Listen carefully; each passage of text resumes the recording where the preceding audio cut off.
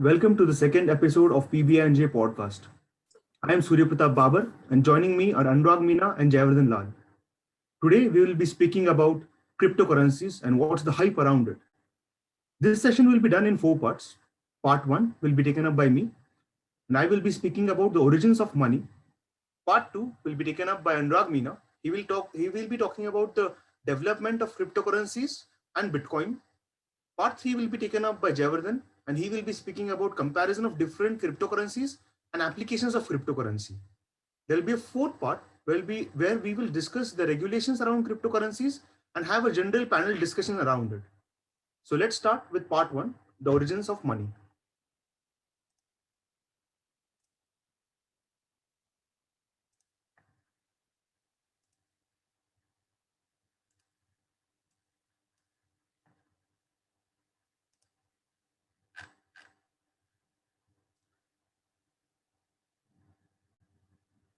To look at how money has come into place, we'll first have to understand how humankind has evolved and activities around humankind have evolved with them.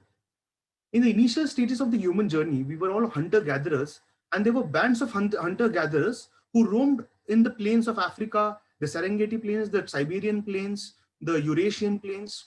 In that era, there were independent units of hunter gatherers, and most of the dealings were within the units. There was rarely an occurrence where these units communicated with each other or transacted with each other.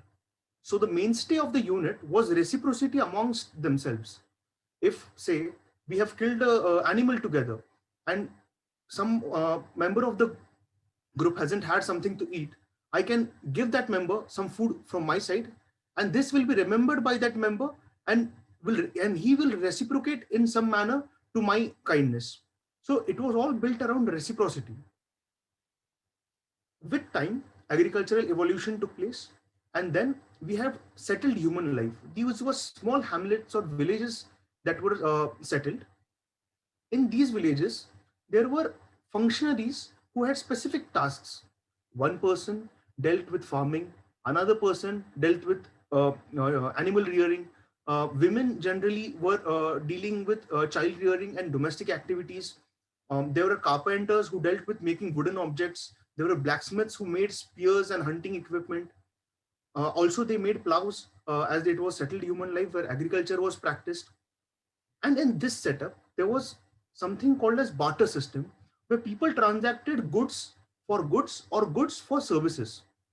One of the barter system that was pretty much relevant till early 18th century in Maharashtra was the Bara Balotedar system, where in a village, occupations were divided in 12 groups. Some of them were like the priest, the village priest, the village washerman, the farmers, the village carpenter, and so on. With time, as villages accreted and people started interacting more, these hamlets evolved into cities, towns, and it led to the formation of kingdoms. Even in ancient Indian history, there were something called as Janpatas and then Mahajanpatas. These were empires in different areas of India. Now, as we saw in the settled human life, there were some specializations that took place. These specializations increased in the cities and kingdom era, and as specializations increased, it was difficult to trade with goods for other goods. For example, if I am a shoemaker and I want to buy some apples, I can have a transaction value for if say one pair of shoe will be transacted for a sack of apples or say like a dozen apples. At the same time, I'll have to have some transaction a relation with a petitioner in the royal court. At the same time, I'll have to have some transaction a relation with say my nearby grocer. So these specializations led to a lot of different rate systems.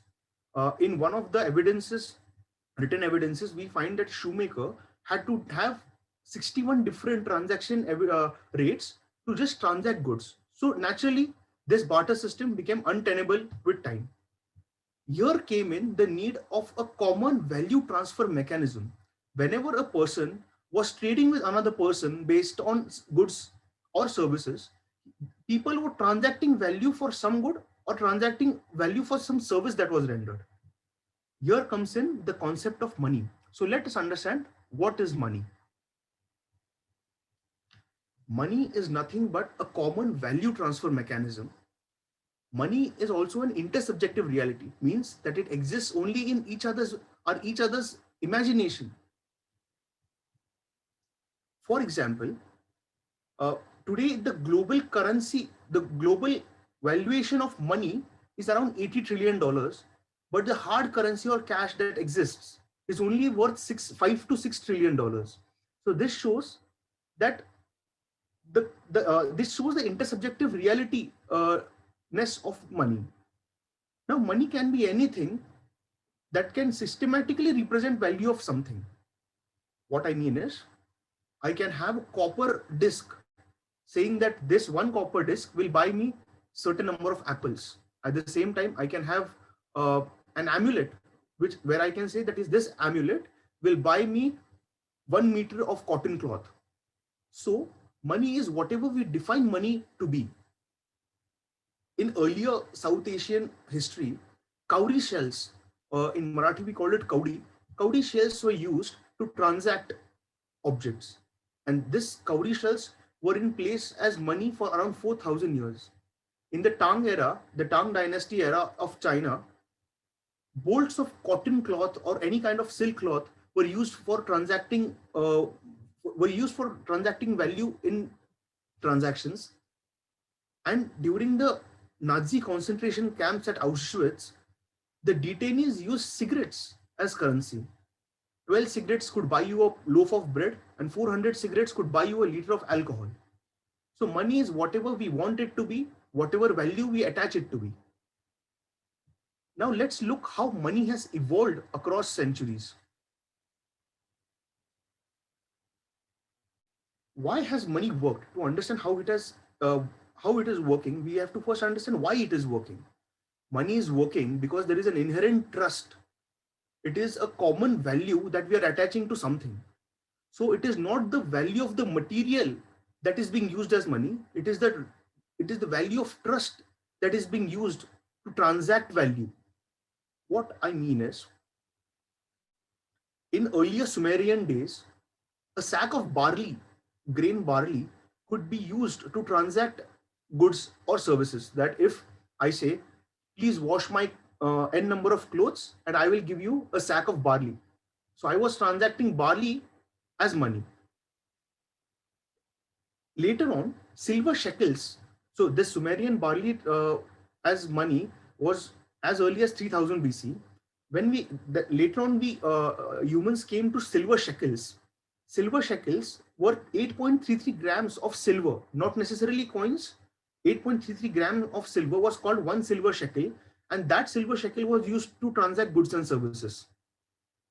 Now, the most important step came in 640 BC when King Alyattes of Lydia, in present day Anatolia, that is Turkey, minted some coins, and in those coins was mentioned the amount of precious metal used and the issuing authority. So we have come from trading something of intrinsic value like the barley and the silver shekel. What intrinsic value means is that of irrespective of whether transaction happens or doesn't happen, I can use this particular material, that is barley, to at least eat. I can use a bolt of cloth to at least dress myself. But with the advent of King Alyattes' coins, this intrinsic value was lost. Money now became a token currency. That is, it does not necessarily need to have a material value. It just has to have token value in a shared common imagination. And this brings us back to the point of trust. Now, how is trust generated?